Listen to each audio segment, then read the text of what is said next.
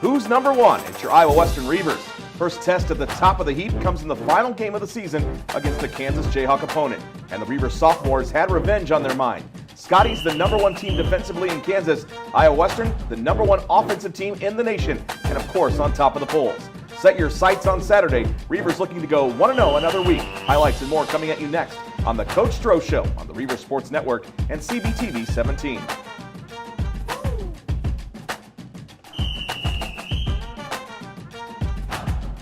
From the studios of CBTV 17 in Council Bluffs, Iowa, this is the Iowa Western Football Coaches Show. I'm Jake Ryan, joined by the head coach of the Iowa Western Reavers, Scott Strohmeyer. Well, I finally played out. You tumbled in week 4, but since then it's been a steady climb, and last week you finally leaped into that top spot. 6-1 going into this game against Highland. How's that feel for you? I know the team had to be ecstatic about it. Well, they were, and obviously it feels good to be up there. Hopefully it's, you want it to be at the end of the season. We still got some weeks to play, but, credit to our guys because they were pretty down on the one loss when we lost that game, and we tried to stress to them that the season's not over, and we lost probably at the right time, to be honest with you, and now we control our own destiny. Yeah, they say if you lose, make sure you lose early. Let's check out the highlights from Highland against Iowa Western. Top defense in the Jayhawk, but the top offensive team in the nation at Titan Stadium. Game delayed by 5 hours because of the threat of inclement weather. We certainly would have had a lightning delay, but 6 o'clock start and the fans were full, or the fans were packed and ready to go. It was, it kind of wanted, when it got to 4, thinking the game was already over, but I'll tell you, when that rain came in, I was glad we pushed it. Kai Loxley getting another start. There he is, beating Joe Jordan, who eats, and then it's a turnover. The Reavers turned it over on downs. Ronnie Jamison, a returner last year. They start a tight end at quarterback, coaches. You see Willie Jordan go forward on a good gain for Highland. Yeah, it seems like that's kind of the norm here. Teams are trying to throw some different wrinkles at us, but that's what happens when you're one of the top. That play was blown dead, but a clear fumble on the replay. They don't have replay, and it ends up turning into a touchdown drive for Highland. You're down for one of the first times this season, 6-0, then 7-0 on the extra point. And then Mike Hill, this is just the first of many. Could have been his first touchdown of the day, but he's drugged down out of bounds, and you get it inside the red zone to go hunting for a touchdown for the Reavers. Well, they come down, they take the lead on us, and it's good to get a big play and try to answer that. That's, I think, the biggest thing. Mekhi Sargent gets the carry, now gets another one, and he's bent over a little bit here, but he gets pushed into the end zone. Again, the churning lower body strength of Mekhi Sargent, and it's tied up at 7. Yeah, that's a great answer, and Mekhi is strong. It's really good for the offense to answer back. We've got to get settled in defensively. Right-handed quarterback rolling out left, and, well, he's not really a quarterback, so that's not going to play very well. Incomplete pass. Reavers get it back. Kai and Chancellor had a few missed snaps early on, and I talked to some of your assistants. They said maybe the balls were not the ones that you're used to using. Yeah, they were. I seen one on the sidelines. I don't even know whose ball it was, but we were on offense and tried to get our footballs in there, and I don't know if that played a factor or not. A huge play there. One of the best catches we've seen all season. Mike Hill going up for it, Mike Hill coming down with it, staying in bounds, and in for the score. His second touchdown of the season. In fact, back-to-back weeks where he's scored now. Well, and it's good. It's really good for his confidence because he's an explosive player. It's a back-and-forth first half. That puts you up 14-7. Highland driving down, and again, trying to just keep your defense off balance, and they kept going up front. They kept rolling out, handing off to the wideout.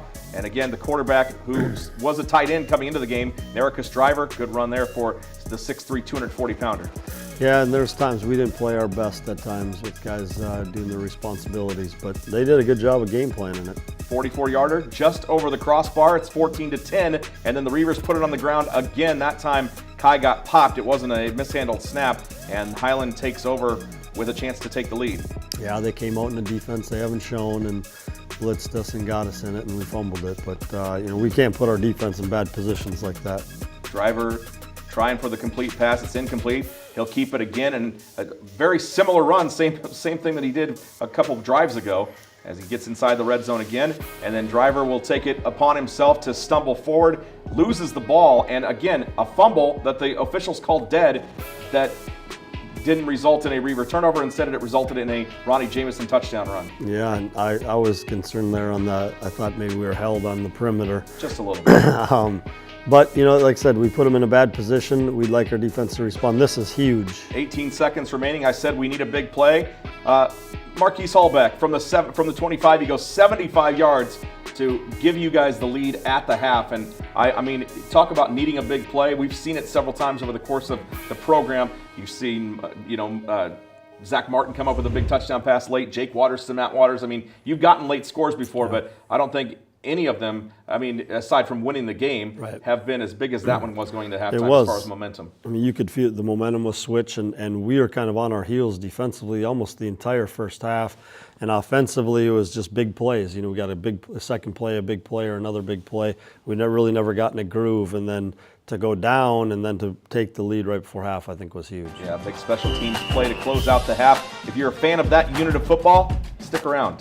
More highlights as the Coach Stroh Show continues next right here on CBTV 17. This is the story of a boy who didn't talk for a long time. The boy liked things to always be the same. Any changes would scare and upset him. The unknown was an unfriendly place. The boy was very sensitive to lights and sounds. So he built secret hiding places where they couldn't get in. The boy didn't like looking people in the eye. He wasn't trying to be mean, it just made him feel uncomfortable. Sometimes he would flap his arms again and again. One day, I found out I have something called autism. My family got me help. Slowly, I found my voice and learned all the ways I could live with it better. Early intervention can make a lifetime of difference. Learn the signs at autismspeaks.org.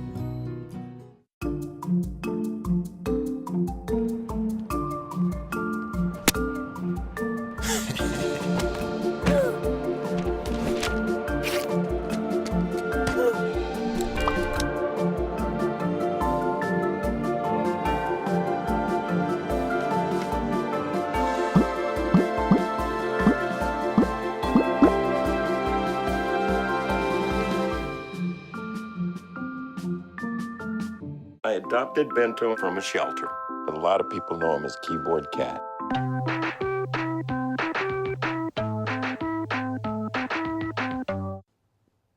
From the studios of CBTV 17 at Canesville Center on the campus of Iowa Western Community College in Council Bluffs, this is the Coach Stroh Show. Big kickoff return for the half killed any momentum that Highland had built in that first half. It was a back and forth. You talked about it before we went to break, Coach. It was big plays that set your touchdowns up. Obviously, Mike Hill getting the 76-yarder, Marquise Hallback with a 75-yard kickoff return, and then the first touchdown of the game, Mekhi Sargent's run, set up by a 60-yard catch by Mike Hill. So you're getting those big plays. Did that have you worried at half?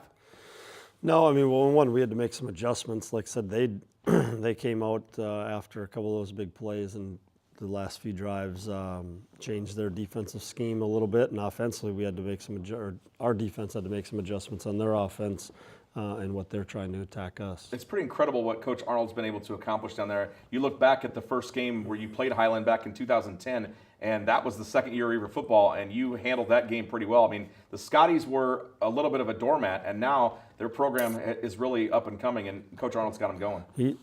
He does a good job. I mean, they recruit well.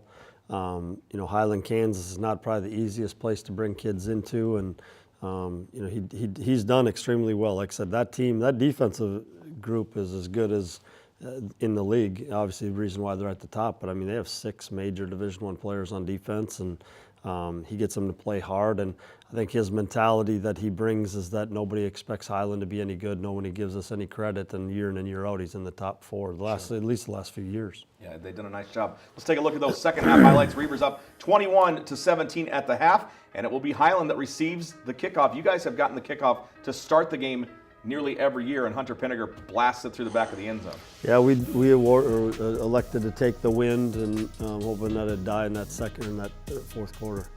A fumble early on by Nericus Driver. He covers it. So Highland not getting going as easily as we thought, but then third down, Willie Jordan rips off a big run. Yeah, that one's tough. It's 3rd and 15, and we got them in where we need them, and they convert it. So, but we got to continue to make those plays. Another big wideout run as he comes in motion. It was Willie Jamison in the first half. There's the other man that we've saw all game, and then look at this run by Nunn. He pushes his offensive lineman, get over there and block for me, and then Driver pushing up forward, and they take the lead again, 24-21. Highlands on top. Yeah, not the way we want to start the second half. We told our guys got to be ready to go. Well, then it looks like you're going to go 3 and out, and then for the 4th straight week, Hunter the punter goes running. This one, Coach, I thought he was going to score. So did I. I thought right there, if we'd have got the lead guy to pin back on him, we had a chance. Well, 50 yards gives you a first down and 10 inside the red zone, and then it's a pass outside. Mike Hill,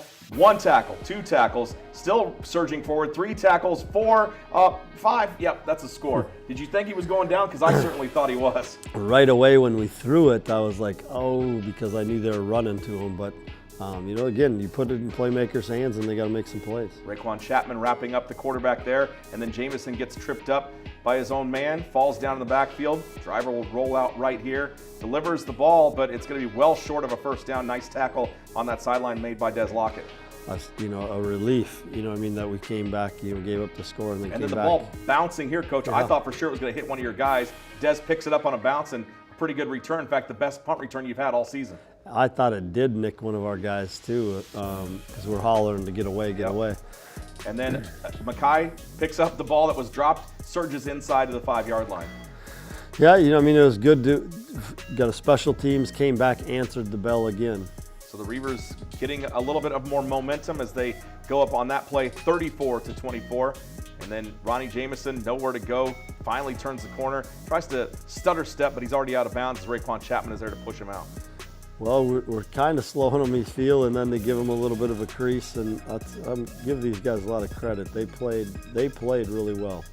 Willie Jordan on the run there, and then trying to string it out as Ronnie Jamison, nowhere to go. Great job by the Reavers just lining it out, and then again, Des Lockett. And then, Coach, you line up, this is the first ever field goal return in Reaver football history, and it took 99 games to get there. Lockett catches it right in front of the goalpost on a 46-yard attempt. Earlier they made a 44-yarder, so it does fall a couple yards short, and then he rips it off, puts the Reavers in great field position inside Highland territory. Well, it starts with a fake punt, and then we get the bouncing punt return to put us in, and now we get this one. So we get a score of How about this one play? This was brilliantly drawn up. I know this was definitely yours, as Kai rolled out right and then hit Vincent on the same type of pattern. He cuts back inside, scores a touchdown, and another big TD on the board. It's 41-24 at that point. Like I said, that was huge. This, again, another special teams play. That's really changed the tides of the game. Yeah, Noah McWell brings them down at the 2-yard line into the 4th quarter, and they're just trying to stay alive. Drew Dostal on the coverage of that pass. And then Kai, guess what? Mike Hill one more time, catches it at the 20, looks like he's going down, bounces off 1 and bounces off 2, and then enough speed to get to the end zone. 3 touchdowns on the day for Mike Hill. What a day it was. Huge day. And, happy for him. We know how explosive he is, and you get him a chance. He's fearless. He'll go up. I don't care if it's over the middle. He's going to try to catch it, and had some games where he played really, really well, and some he maybe didn't play his best, but it was kind of a breakthrough game for him. Yeah, some games where he's been wide open in the end zone and not received a touchdown exactly. pass. So one of those guys out of Rock Hill, South Carolina. Anthony Johnson was also out of Rock Hill, correct? Yep. Different high schools, right. But for sure. So you get the big win, 48-24. We were talking late in the game as you were clearly in control, but I made the comment that it would look nice to the voters if you had 55 points on the board as opposed to 48 or 51. And then as Highland drove, I think it was just as big to keep them off the board from getting to 30. For sure. And I'm glad that we did. Like I said, I'd never really felt we had great grasp of the game. We were in with some of those special team scores, but their offense kept us off guard. We didn't play our best at times stopping the run, and offensively, really, with what they were doing, we had to throw it, and we needed big plays, and that's what happens, if you want to play that. And Mike Hill had a huge day. Yeah, he certainly did. 3 touchdowns, 184 yards receiving on 4 catches, and the 4th catch he didn't score on was a 60-yard gain. So it was a good day for Mike Hill, and a great day for Kai, I thought, as well. He had some turnovers, but he threw for 4 touchdown passes and ran the offense just as well as he was running all season. He did. And it's good. Like I said, what they were doing, they took away some of the things that we've had and we know that's coming. So to have a game like this now, maybe teams will be like, okay, pick your poison a little bit, lean them back and let us grind it out, or we're going to get some big ones. Yeah, so many weapons. When we come back, a big part of the defensive line will join the show next, right here on the Coach Stroh Show on CBTV 17.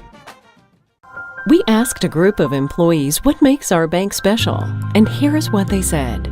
We're available to help our community grow. We are available to explain the benefits of electronic banking. Being available to our customers and communities is not only what ties us together, but also what you want most from your financial institution. And our new name says just that. Welcome to Avela Bank.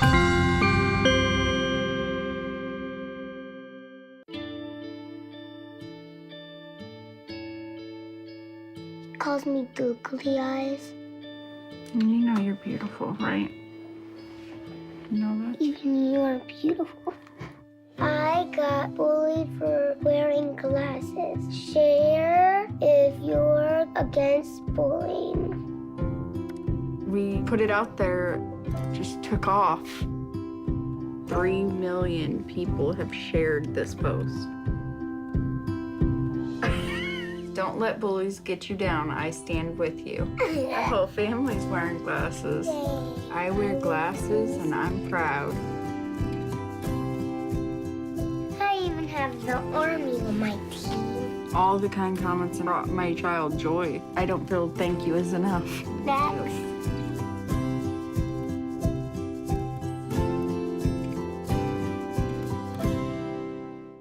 Millions of loving cats and dogs in shelters and rescues need our help to find a home. So go to theshelterpetproject.org, search your local shelters and rescues, and adopt already. The Coach Stroh Show continues here on CBTV 17. I'm iDub TV student Riley Martin, along with Chester Graves. Welcome to the show, Chester. Thank you. It's nice to be here. All right, so you're coming out of Kansas City. You're a freshman here at Iowa Western. What's going through your head when you come on campus the first time, especially knowing that our team struggled a little bit last year? Well, I didn't think much about it. It's a new team, it's a new year, and you just got to get on the field. You got to get to know everybody, and you got to work. So how has it felt being a part of such a talented and attention to detail-oriented defensive line? Well, it doesn't really seem like it, but since we know each other so well, we don't really think much about football. We just hang out a lot, so we have that bond. So when we get on the field, it's just there. We don't have to worry about anything when we're playing next to each other.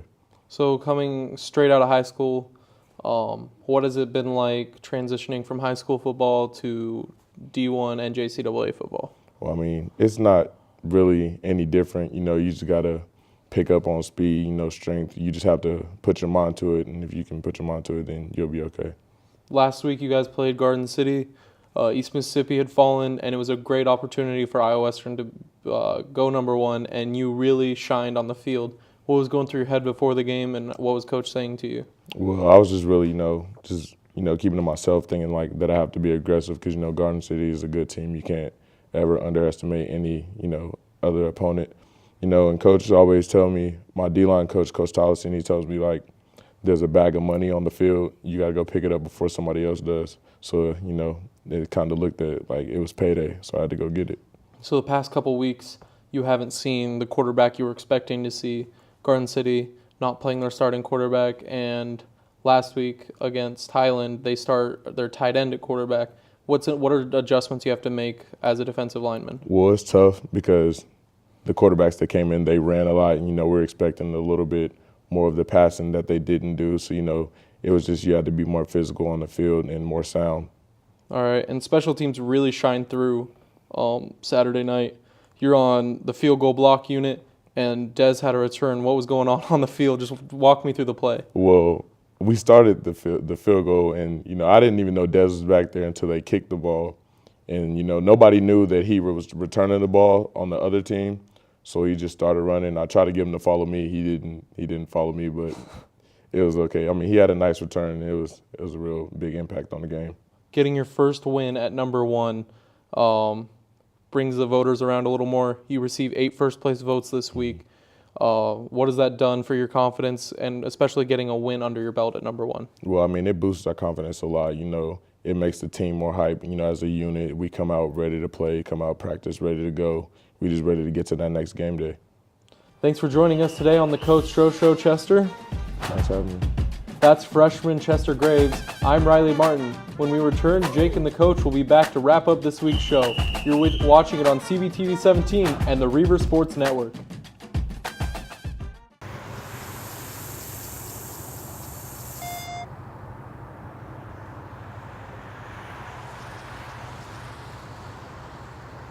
When it comes to saving money, What? don't act like a baby. Oh, it's like they're having their own little meeting. This is so humiliating. Be the boss. I'm the boss. What the? Power nap. You were saying. And make a budget. Let's get to work. Need a little help? Stacy, read back the notes. I can't read. What's it say? Create a personalized savings plan and get other tools and tips We can share. You obviously didn't go to business school. at feedthepig.org.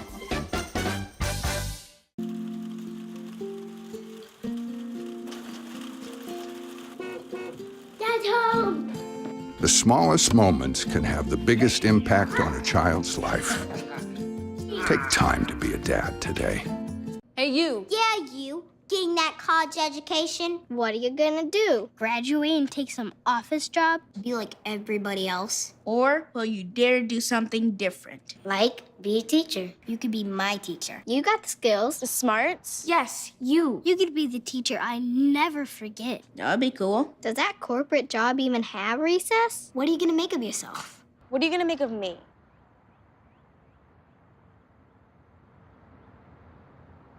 Drop that baby.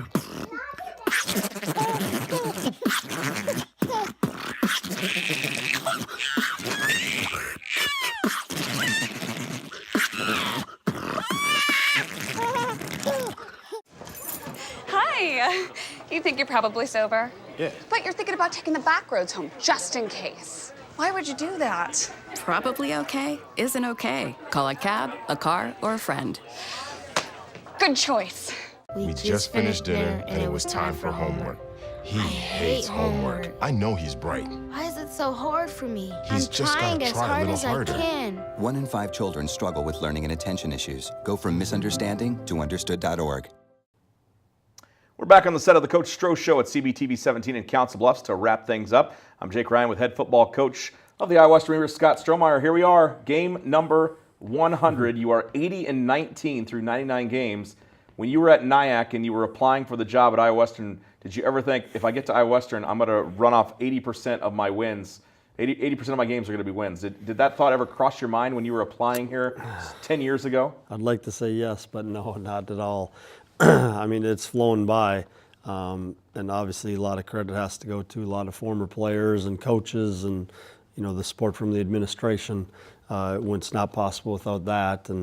But yeah, it's really gone by fast for sure. National championship, a national championship game. You were one game shy of a national championship game appearance in 2010, the second year of River football, and here you are this year, number one. The lead has been built this year after your win over Highland. Now, I think it's 18 points in the poll over Arizona Western. So you're looking at a pretty good spot with 3 games to go. Obviously, a lot of football to be played, but your continued success. I mean, you talk about the administration, the players, the coaches. But some of that's got to be on the head coach as well. I mean, you have to own the losses, so you might as well own the wins. For sure, no. Like I said, it is a group. I've been pretty lucky, though, to have. We do a good job recruiting and bringing in these players, but you got to. I feel we coach them and develop them as good as anybody, and probably in it for more so. Like a lot of guys will go after the highly sought after guys, and just off of pure ability they can be good, but I think we're doing this with the majority of Midwest or Iowa kids and Midwest kids, which is fun because we're a blue collared, tough, hard nosed team. That's what we feel in the Midwest, and right. So it's been fun. It's the competition of going against the unlimited out-of-staters in Kansas, the Arizona Westerns that we've played, the East Mississippis, the Trinity Valleys, where everybody has all the hotbed of the talent across, the football talent states, and the Georgias, and we can go in there and compete with it, with some guys that play the game right. And compete and win a lot of the times too. For sure. So game number 100, it is the same opponent that you faced in game number 1 of your Reaver football program history, and some of those guys that played in game number 1 were with you in a redshirt year before that. They got in there. A 14-point loss to a team that was in the top 20 consistently when you played them was nothing to sneeze at. Now, obviously, they had a bigger lead on you, but how did you feel? Do you remember how you felt after game number 1 against Iowa Central? Yeah, I mean, I think I remember we weren't really sure kind of what it was going to be like, and that we maybe played better. I wasn't satisfied by any stretch, but pleased that, hey, we're not going to be that bad. Right. When everybody we're not going to be that bad. I like that. But and then you look at it, and we were disappointed. I wish we would have played that game against that opponent later. I think we were playing better, obviously, towards the end of the year. But gosh, from the first reception from Jeremy Yates to I think David Blackwell, if he was the first touchdown in the game. Actually, it was Dominique Corder that scored the first touchdown. That's right, Dominique Corder scoring the first touch. I mean, it's gone. Wow, it's amazing. I mean, even just looking at cleaning out my office and going through some of our old stuff it's gone by. I aged a little bit in those years. Yeah. Not because Coach is getting fired, because they're moving to the new building. That's why he's cleaning out his office. So, well, congratulations, good luck. You're 8-1 all time against Iowa Central. I know that nothing's a gimme, but you guys will have to come out and play tough. You'll have to make a show for the voters, obviously. And then there's a lot that goes on around the game. It's Military Appreciation Day, so all military personnel and their families are invited out to the game. It's also the 100th game, as we've talked about, the chili cook-off, which you said you haven't gotten to yet. Yep. Maybe someday when you retire, or I can just bring you some on the sideline. And then, of course, it's the Kinney Cup, which is not left. Well, it's left Council Bluffs, but come back. Not since that first year have you lost possession of it. Yeah, that's the plan. We got to keep that here, and obviously we know why with Dr. Kinney and his son, kind of the rivalry, and kind of introduced it to our players again. They all ask about it, but kind of introduce it to them in the importance of keeping that thing here, and so we're looking forward to it. And it's our first region game, of the year, or with only 2 games in the region. That you got to be ready to go. They're going to come ready. Last year they weren't. We maybe weren't as talented, but they weren't as talented either, and they gave us a run for our money and had a chance to beat us by playing special teams, and I don't think we were up to the challenge and thought we were going to run all over them. So there's a little bit more at stake for us right now this year, so I'm hoping that will be a little bit more focused. Yeah, it's definitely interesting time of the year, as not only will Iowa Central play into it, but Ellsworth on November 4th. Those 2 games compile in, and this year it means a possible national championship game appearance for the Reavers. They've got to win out the rest of the year, and they've got to impress the voters throughout the country. So we will talk about what's going on in the postgame, in the postgame after that game. But before the game, a lot happening. 100th game, chili cook-off, $5 will get you a sample of your chili that they will bring out, and then you get a bowl of your favorite. So that's the way the voting works. Whoever has the most bowls given out, they are going to win. Plus Military Appreciation Day, 100th game, et cetera, et cetera. The tailgate opens at noon for this big game. We'll have the Kinney Cup Military Appreciation Day, Sophomore Day,